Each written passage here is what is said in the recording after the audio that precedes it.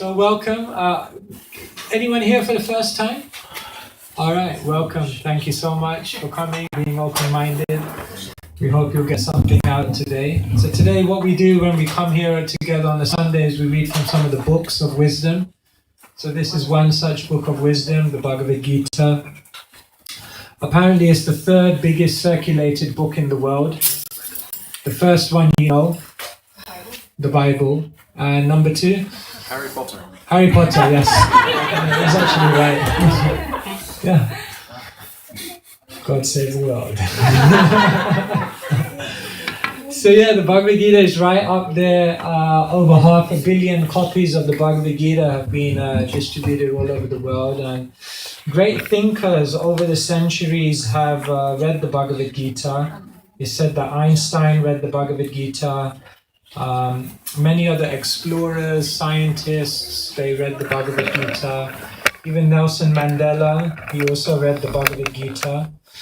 When he came out of prison, someone offered him a Bhagavad Gita. He had been wrongly imprisoned, as we know, for I think 24 years it was something. And when he came out, someone offered him a Bhagavad Gita. And he said, no, I already read it. One of my fellow inmates gave it to me. He said, oh, that's interesting. So he said, what did you learn from it? He said to Nelson Mandela. Nelson Mandela said something interesting. He said, the Bhagavad Gita taught me that the day I walked out of prison, if I didn't also give up my bitterness, my anger, my feelings of hatred towards those who had perpetrated these injustices to me, if I didn't give up those feelings of bitterness and wanting revenge, then even though I walked free from the prison, I'd still be in prison.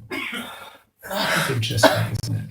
Because we think of freedom as like I can walk around and go anywhere I want to go. We think that's freedom. But real freedom is we're bound by our own emotions. We're imprisoned by our own mind. How many of you sometimes feel like you're imprisoned by your mind? Yes.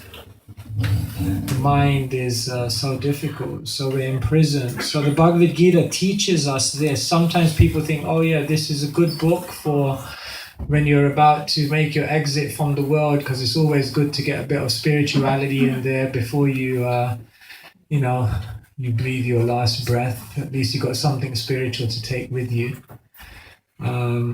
But the Bhagavad Gita is also very much about living in the now, living the best life now. And we all need wisdom to live in the world, because it's not an easy world to live in, isn't it? There are difficulties in the world. So let's see what the Bhagavad Gita wants us to tell us today. This is a living book. Krishna is speaking to each one of us. Each one of us come into this room with many questions and many things in your minds and hearts. So keep open ears and see whether you get any answers from Krishna. So, Uddhava Prabhu, a number between 1 and 18. 2. Low numbers means you're humble.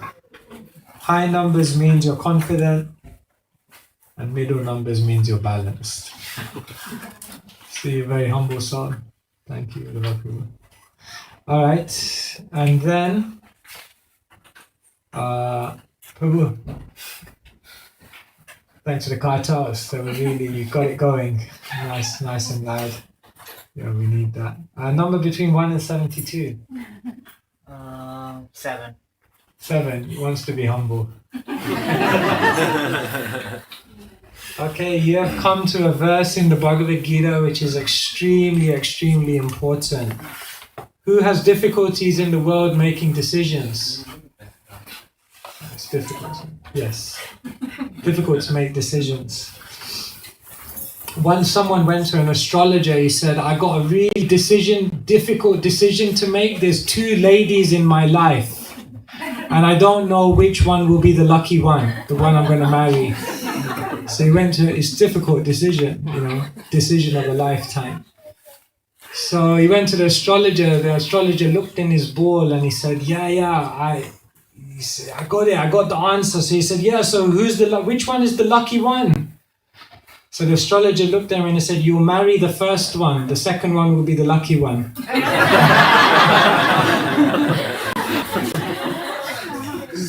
So many decisions to make. And Arjun, he's on the battlefield and he has a difficult decision to make because he's thinking like, should I fight or should I just walk away from it all? He's thinking, am I actually doing the right thing getting into this whole battle? So for those of you who are not familiar, the Bhagavad Gita is a book which is spoken on a battlefield.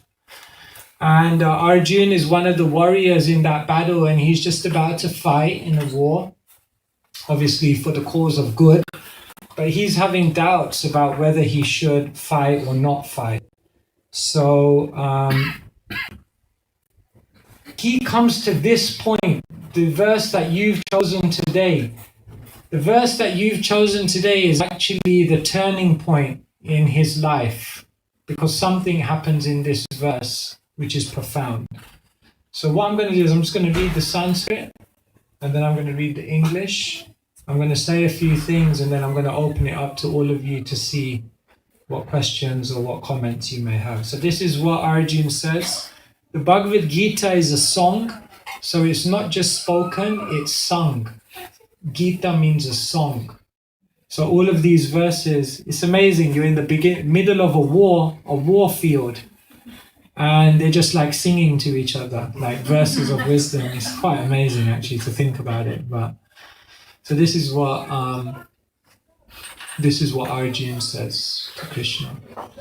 Karpanya dosho pahatasva bhava prachami tvam dharma shamurda chetaha yachreya shanishchitam bruhi tanme shishyasteham sadhimam tvam prapannam.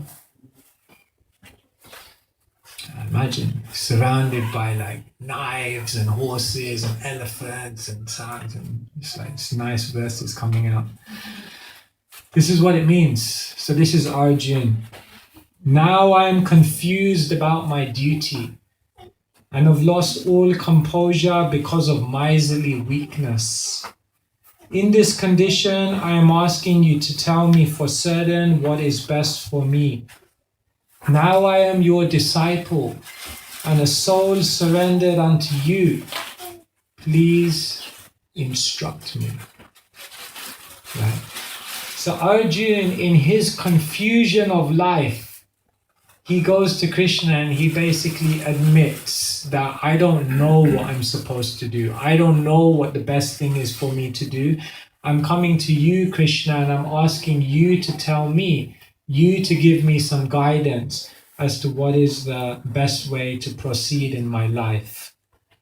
And purple is a commentary by Srila Prabhupada. So this is Srila Prabhupada here in the saffron robes here. So he's a great saintly person who's spread this knowledge of Krishna all over the world. And he's written a purport to every verse. So I'll just read the first paragraph because it's a long purport.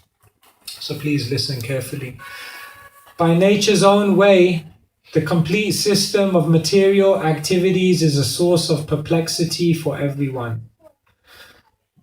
In every step there is perplexity, and therefore it behooves one to approach a bona fide spiritual master who can give one proper guidance for executing the purpose of life. All Vedic literatures advise us to approach a bona fide spiritual master to get free from the perplexities of life, which happen without our desire. They are like a forest fire that somehow blazes without being set by anyone. Similarly, the world situation is such that perplexities of life automatically appear without our wanting such confusion. No one wants fire, and yet it takes place and we become perplexed.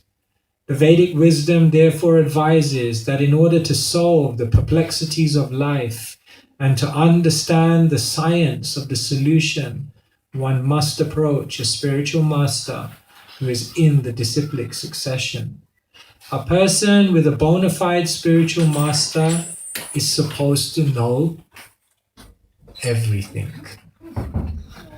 One should not, therefore, remain in material perplexities, but should approach a spiritual master.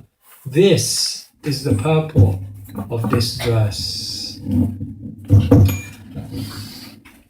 Ajnanatimirān hisyajnanjanashalakaya chakshurunmilitam yena tasmai Shri Gurave Namaha.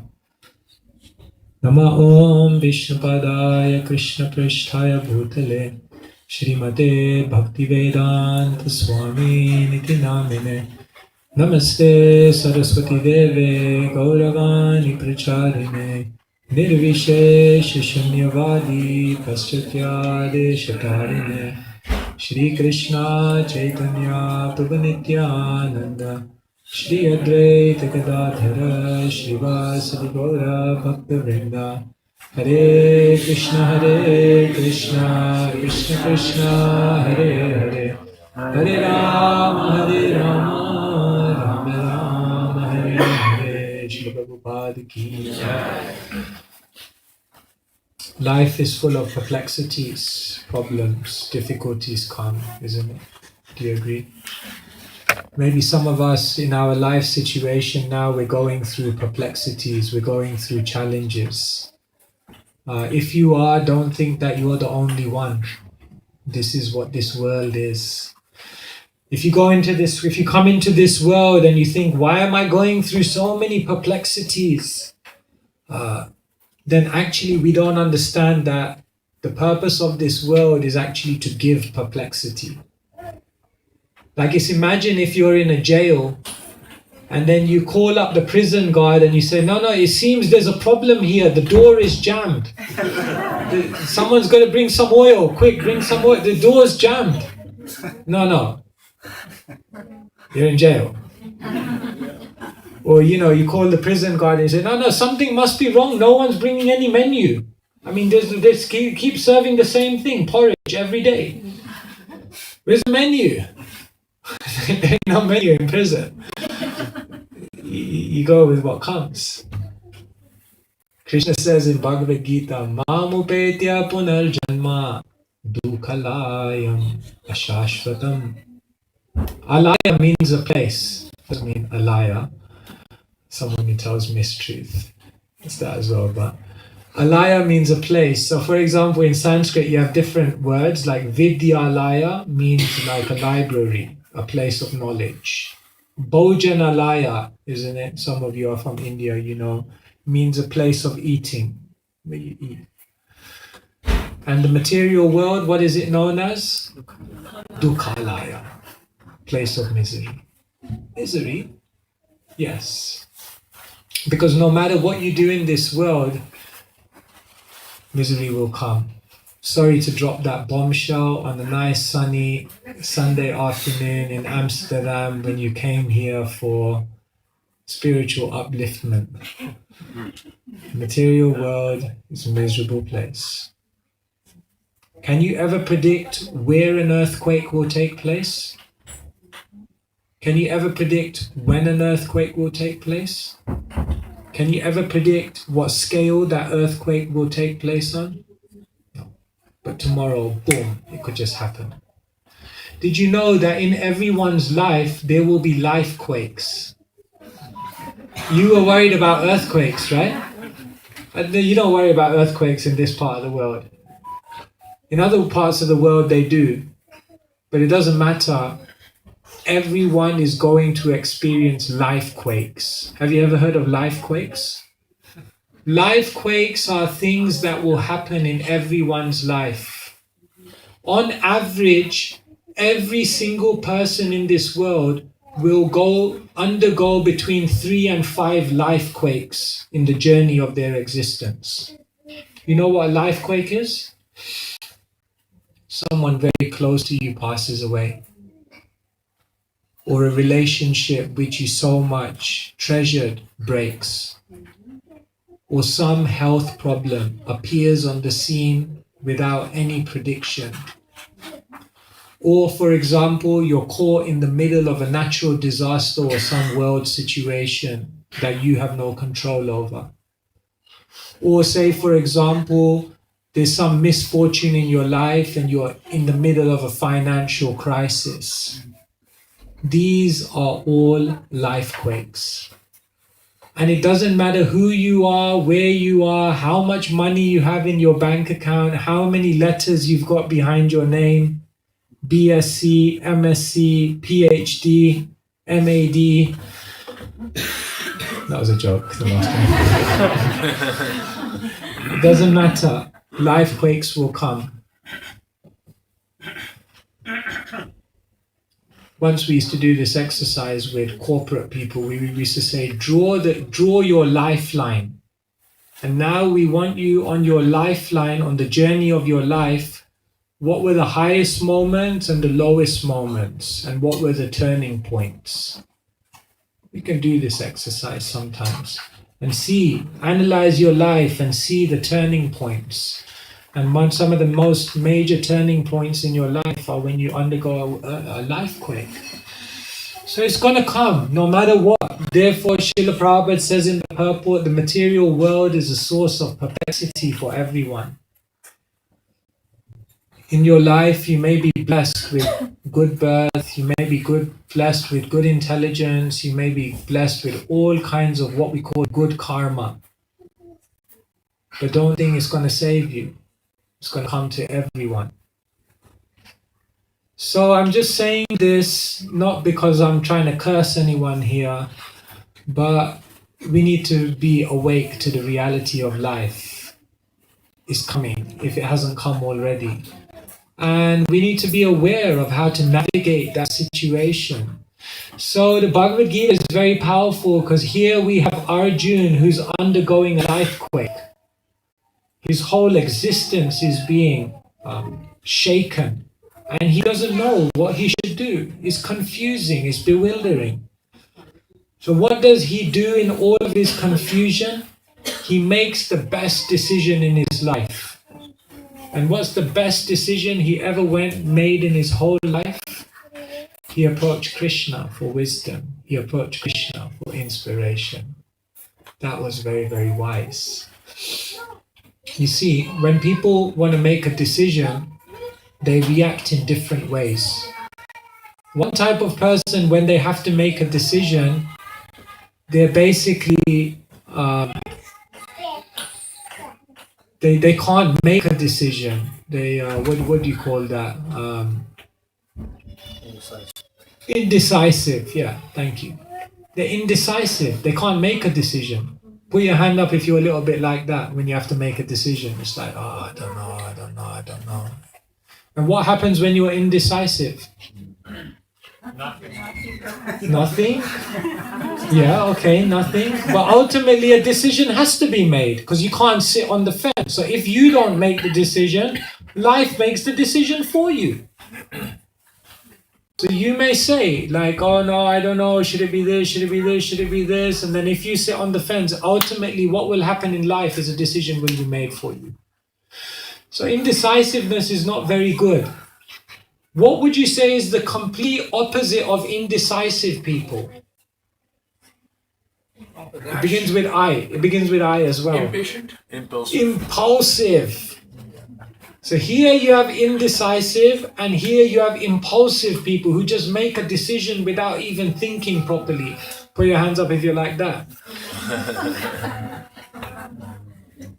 Just make a decision. You don't think about like what's going to be the ramifications of this decision,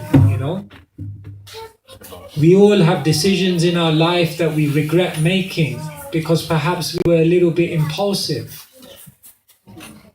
So being indecisive is not good. Agreed?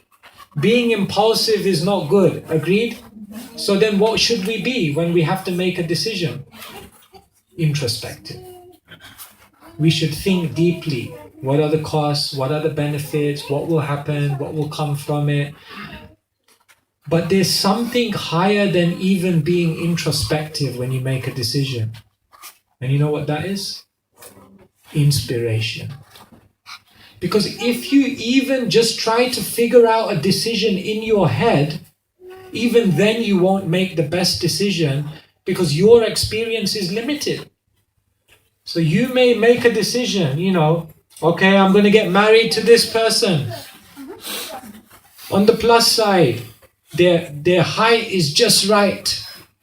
They come from the right family, good qualifications, but on this side, the mother-in-law, this problem, that, so then you may weigh it up.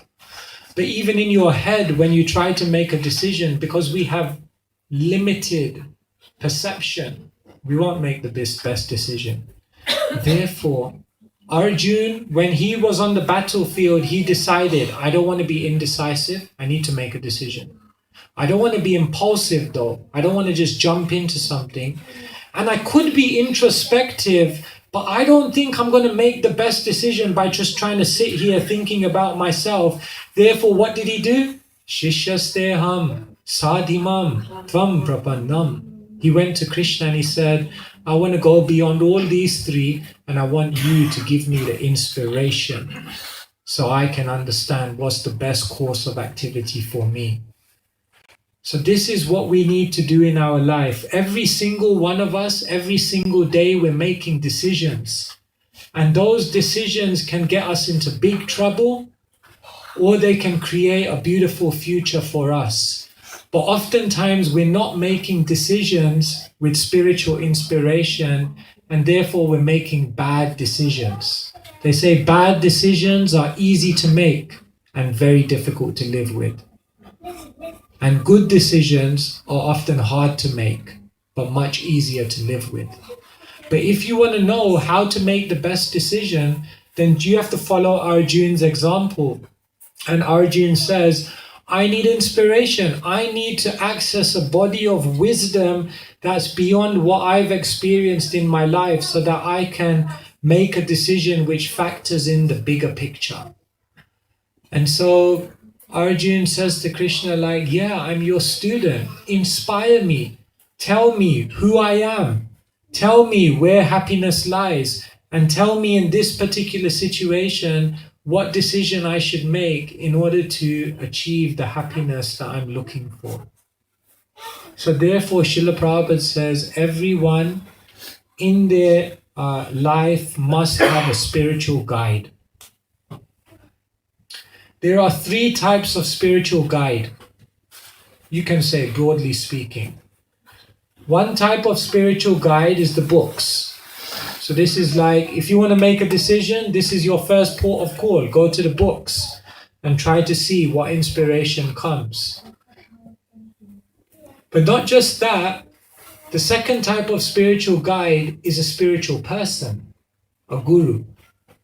Someone who has studied this knowledge and someone who can then speak to you and help you to apply it in your life in a relevant way. And then it said that the third type of guru is divinity or God who is residing within your own heart. This is known as Chaitya Guru, or the inner navigator, the inner guide, the inner inspiration. So this is where you get spiritual inspiration from. Divinity in the heart, inspiration from the books, and inspiration from spiritual people. Now, getting inspiration from divinity within, at our stage is very, very difficult because we're not connected with divinity within. And therefore, we hear many voices in our heads. Do this. Why don't you do this? I think this is a great idea. Is it the voice of divinity? What do you think? Is it? How many of you hear voices in your head? Okay. Bring the psychologists in. We all hear voices in our heads. We all have ideas. Well, I think this will be good. I think this is not good. But how do we know whether that's coming from a spiritual inspiration or whether it's just our mind coming up with things? Therefore, it's very difficult to hear the inner guide, the inner inspiration of divinity, because we have so many other things which is drowning out that voice. Therefore, for us, the main spiritual inspiration that we get is the inspiration we get from the books and the people who are living the books and teaching the books. Basically, what Krishna is saying to Arjun is that anyone in their life, if they don't have access to spiritual wisdom in the form of books, and if they don't simultaneously have access to spiritual people who can teach them those books, then know for sure that in their life they're going to get lost. That's just the bottom line. I'm just telling you as it is. I'm not sugarcoating it here. And then we're going to open it up and you can tell me if it doesn't feel right. But basically, everyone needs spiritual guidance. That's the fact of the matter.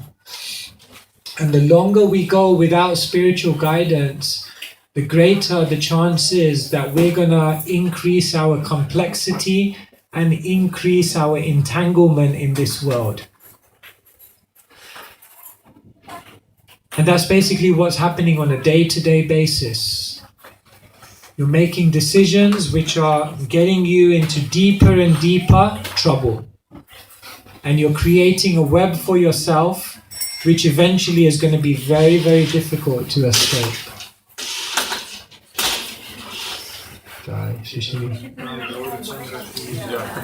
Sorry, I'm traveling so many places, I can't always remember names of the deities. So it's a very, very important thing that we're learning here today. That let us find spiritual inspiration in our life. Let us find out, let us answer the bigger questions. Who am I? Where am I going? What's my purpose in life? And then make decisions based on that. You see, unless you know what your goal in life is, unless you have a vision, unless you know why you're existing, how can you decide your day-to-day activities? You can't. First, you need to know. They say if you don't know where you're going, then any train will take you there. Yeah. So we need to know who we are. This is the most basic fact of life. I mean, imagine you got on a train, for example. Imagine you went onto a train and you were sitting opposite someone and you just decided to strike up a conversation because after all, you're going to be sitting next to each other. And you looked at the person and you say, oh, right, nice to meet you. Where are you? Where did you just come from? And the person looks at you and says, I don't know. You say, okay. Then you say okay, so where are you going? And they're just like, I don't know. And then you're like, okay, this is the plot thickens. So what are you doing here on the train? I don't know. I mean, soon you're going to begin thinking is this person okay? They don't know where they're going, where they come from. They don't know where they're going, and they have no clue why they're here, but they're just happily sitting on this train. I mean, it makes no sense. It's crazy. It's absolutely mad. Let's just say it as it is. But then, are we like that? Because if someone comes up to you and says, why do you exist? And you're kind of like, I don't know. And you're like, but what happens after death? I don't know. But then why are you here on earth? I don't know. But anyway, I'm busy doing my things every single day. I mean, this makes no sense. It's crazy.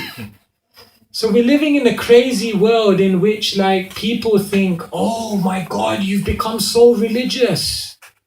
I don't know how many of you are going to be comfortable to go into work tomorrow and tell all your people that you attended a religious sermon yesterday.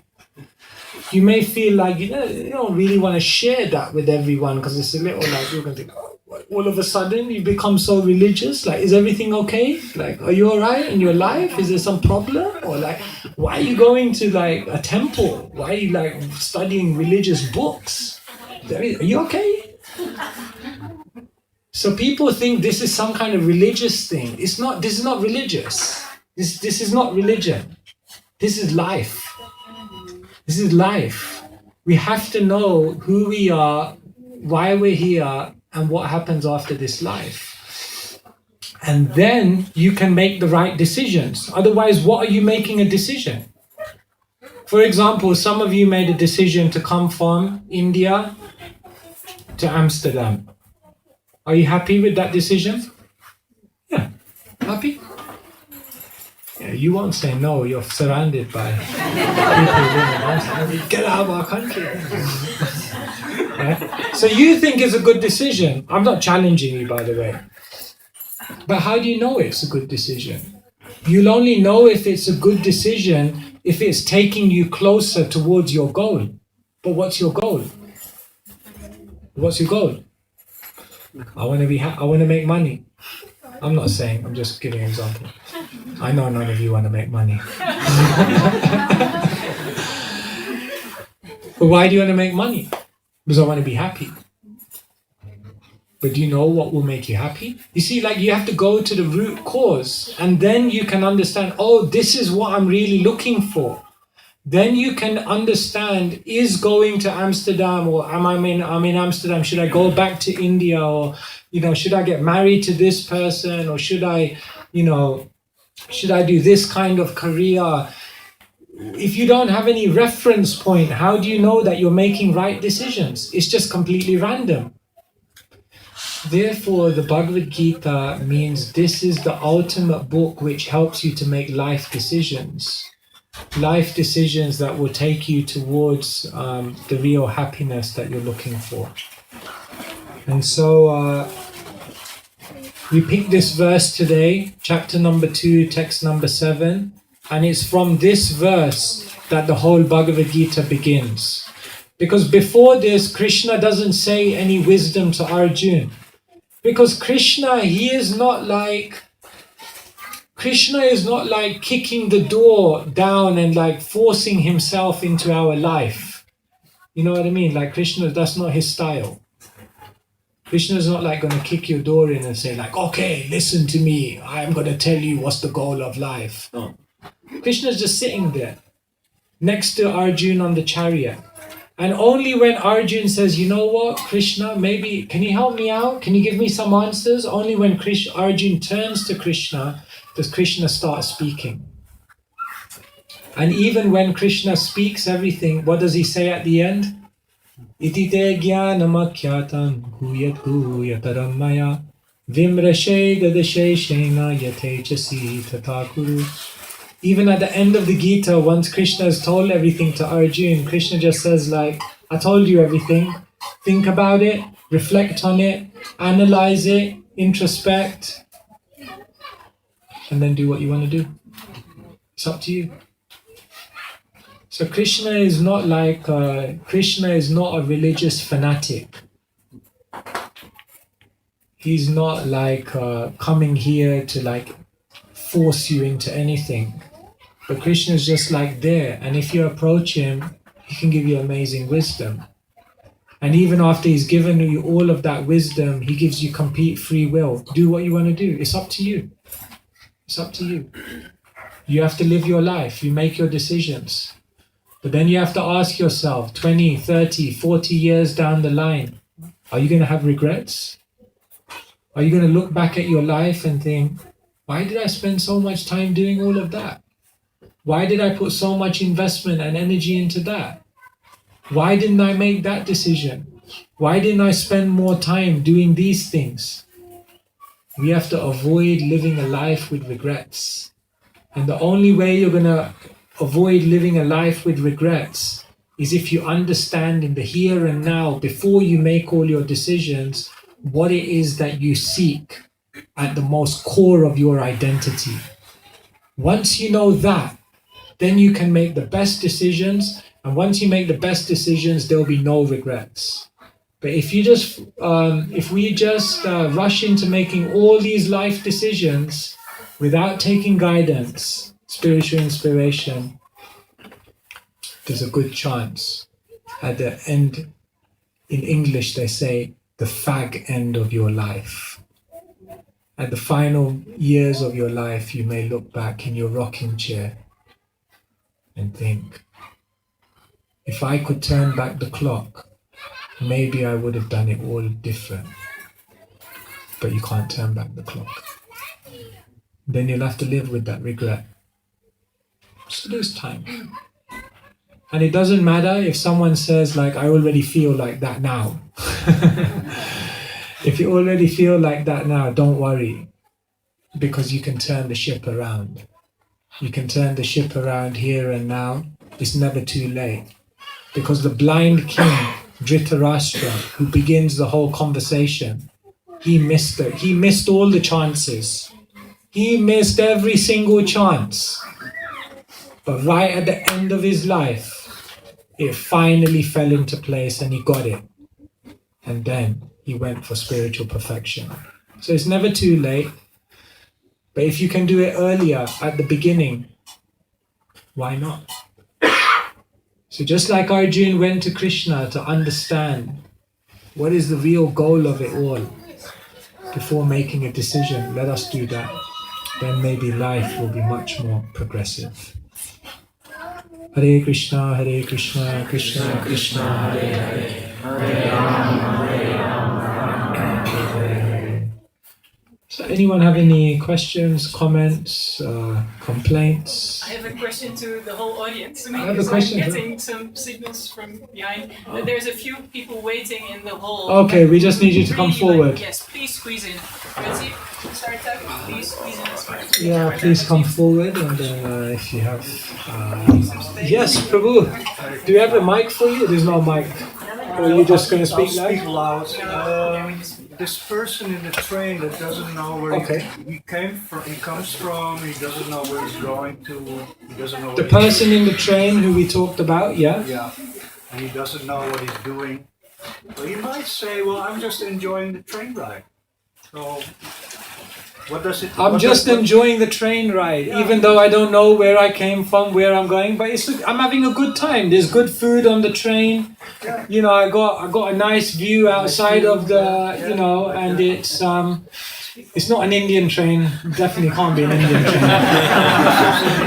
Well, I wouldn't give that Deutsche answer. train, DB. I wouldn't give that answer, but you said, well, what are you... Yeah. So you're saying, what's the problem with that? How can we convince that person, you know, this is not satisfactory? Yeah. So what if someone says like, yeah, I don't get into all these deep philosophical arguments and philosophical searching. I'm living here now and I'm having a good time. You know, it's fine. I have a house, I have my kids, I have my job. You know, once a year I go to Lanzarote and life is okay. Like, yeah. So what do we say to such a person? See, it's like this. I once had an Italian friend. He was a book distributor actually. And when he used to ask people for donations, they used to say like, how much? So he used to say, something is better than nothing. But then he used to say, but more is better than something. So what would we say to such a person? Yeah, maybe you do have some pleasure on the train. Maybe you are enjoying the food. Maybe you are enjoying the view. But maybe, just maybe, if you knew more about what potential there is outside of this train. Did you know that there's a whole world of enjoyment outside of this train, outside of this world? Maybe you could enjoy more. So yes, maybe you do. Are we going to sit here and say there's no pleasure in going to a restaurant? Of course there's some pleasure. Are we going to sit here and say there's no pleasure in going on holiday? Yes, there is pleasure. But what we're saying is that there's also a pleasure which is much greater than all of that. But how will you ever find that pleasure if you don't look beyond what you already know? So all we're asking you to do is open and broaden your horizons to see what more there may be beyond what you know. When I was a kid, like, I used to hate tomato ketchup. And it's like, my brother would like chase me around the house I would run away from it, literally. It was like that. And then one day, somehow, my mom tricked me into eating it, and I just liked it. And like, ever since then, tomato ketchup, like, with everything. Not now, but as a kid. Because you have to try, you have to explore. So this is the first thing we would say to such a person. Right? But the second thing we would say to such a person who says, look, my life is good. What we would say to such a person is, but you can't deny that there are also difficulties. You can't deny that there are also dualities. You can't deny that sometimes you don't wake up in the morning. No one prays for misery, but misery comes. So don't you want to try to explore a life that's free from those dualities? You see? Even if someone says they have everything, no one has everything. Like they used to say, if you want to be happy in your life, you need three things from a material point of view. Time, money, and health. Right? That makes sense. Time plus money plus health, and joy. Interesting thing is, when you're young, you have all the time in the world, you have all the good health. No paisa, no money. Right? Then when you're in middle age, oh, you've got loads of money now. And you've still got your health. No time, no time. And when you're old, all the time in the world, and all the money in the bank, but ain't got any good health. Material life is doomed. There'll always be something that's missing. So if that person's saying, yeah, I'm on the train, I'm enjoying the ride, but we'll say to them, maybe there's much more. Why don't you become a bit broad-minded to explore? Because maybe your whole life you've just been living in the box. Is that okay? And it's going to end. The train ride's going to end. And the train ride's going to end. But to say such a thing with conviction, I mean, I spoke like this to people, and when they ask, but are you free? And how these things without duality? I myself am covered with duality. To say something with a conviction that would really touch their hearts, I must say, it's very rare. Yeah. Very rare. They say in English, you can take the horse to water, but you can't make it drink. Yeah. Even Krishna cannot force Arjun. Because I already said, Krishna said at the end, do what you want to do. It's up to you. Our job is not to force people or to, we're just out there giving a message to people. And then ultimately it's up to people. But you make a very good point. If we're not experiencing it ourselves, then what conviction do we have to tell other people? You can't take the world to a higher place than what you've reached internally yourself. So you're very right. That's why was Srila Prabhupada such a powerful... why did he have so much impact? Was it that his oratory skills were out of this world? Not necessarily. Was it that he had major financial backing? No. Was it that he had an incredible strategy of how to, No. Was it that he had really amazing people around him? Well, he did, but they were also hippies, and they were a little maybe not the most. But he did it. He went to a New York park. He sat beneath a tree, and he just got a bongo drum out, and he just started chanting Hare Krishna. And you know what? People stopped. And when they stopped, he told them Bhagavad Gita. And you know what? because he was speaking from a position of complete conviction and realization, he touched people's hearts. And when he touched their hearts, they went out into the world and they touched many other people's hearts. And thus began the Hare Krishna explosion. So, yeah, you're right. And we can't just go out there telling people,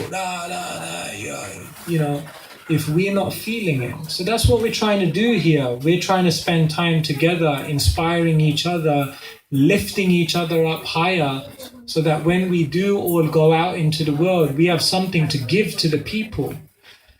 You see, it's like we're here in this little building in Amsterdam, and it's a nice building. And to the rest of Amsterdam, it's insignificant, this gathering. It's just like, 60 people in a room. Too many people for a room this size. Not enough breathing air or whatever someone may say. And it looks like an insignificant gathering, but it's not.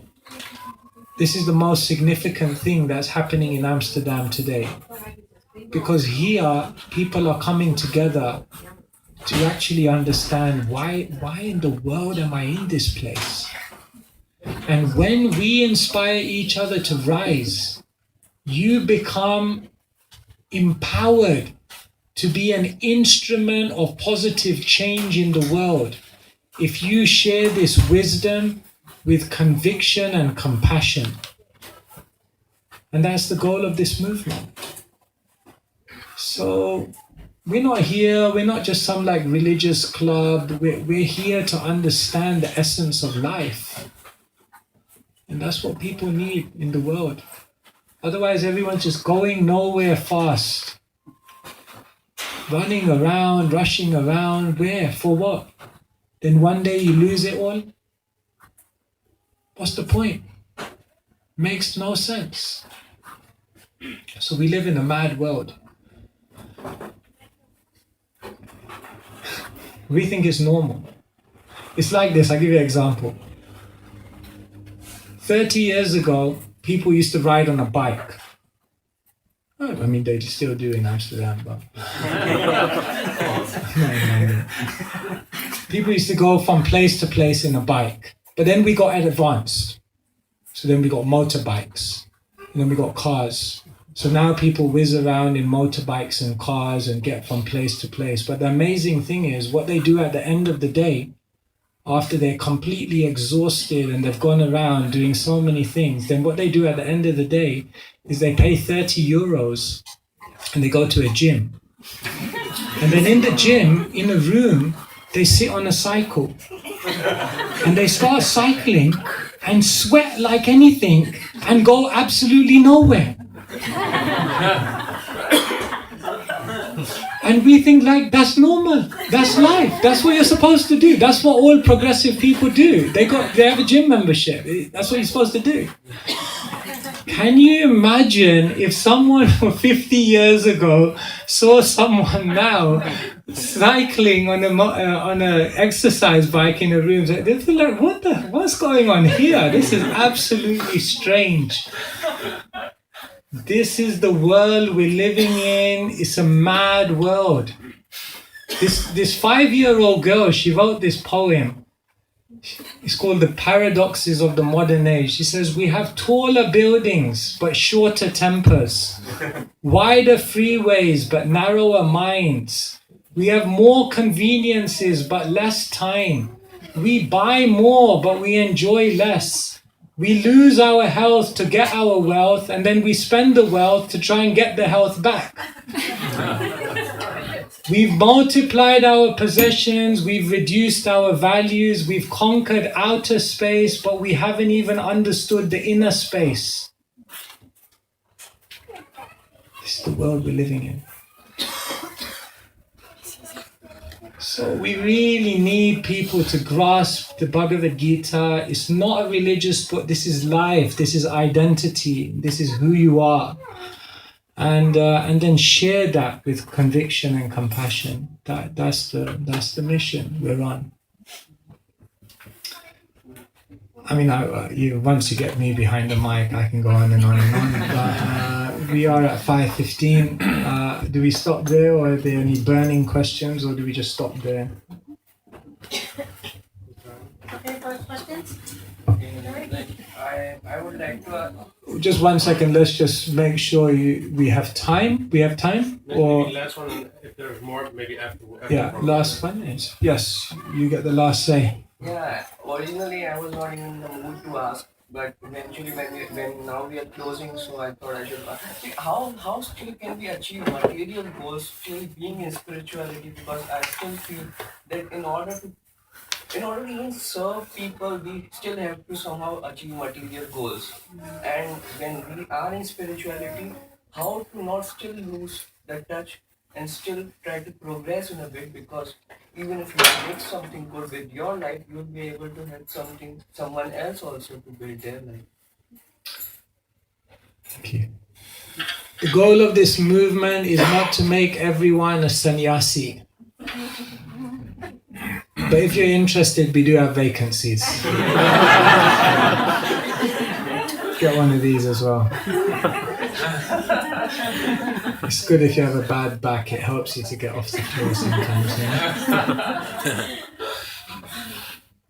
After Arjun heard the Bhagavad Gita, he became the most successful person on the planet. It's not that now he heard Bhagavad Gita, all his success went down, down the drain. He became the most successful. Material becomes spiritual when you use it for a higher cause. So if you have an ambition and you have the drive and ability and the capacity to do something in the world, do it. But do it for a higher cause. If you say, I want to be the best investment banker, but I want to be the best investment banker so I can be rich, so that I can be powerful, so that I can have influence, that's not purpose. But when you say, I want to be the best investment banker so I can be rich, powerful, influential, so that I can then make a beautiful contribution to the world and bring divinity into people's lives, then you are a spiritual investment banker. And all your material goals are not material goals anymore. They're spiritual, because those material things are being employed in a spiritual cause. So by all means, in this room, many of you have the potential to be successful in different fields in the world. Do it. Like, we live in London, and our temple was donated by George Harrison. Are you all familiar with George Harrison? Yeah, okay. You have to check because generations change. So George Harrison, you know the Beatles, right? Yeah. Just to give you an idea, I don't want to go on and on, but should I give you an idea of how popular George Harrison was, right? At the age of 21. Do you know what an Arctic lorry is? You know when you go on a motorway, the biggest type of lorry you see. You know those, you've been on a motorway, you see lorries, right? You know the lorries. Or how do you say it? Trucks. Okay, lorries is the English London word. Trucks. The biggest trucks, yeah? When George Harrison was 21, 7 trucks full of birthday cards arrived at his home. 7 trucks of birthday cards. I mean, if he was on Instagram, forget it, man. Like, he'd be off the scale. Right? At one point, it was controversial. They said the Beatles are more famous than even Jesus Christ. It was controversial, but it was a fact. The Beatles were soaring in their popular, and this George Harrison, he got interested in Krishna. And you know what? He said to Prabhupada, I want to give it all up. And you know what Prabhupada's response was? You don't need to be initiated by me. You're already Hari's son.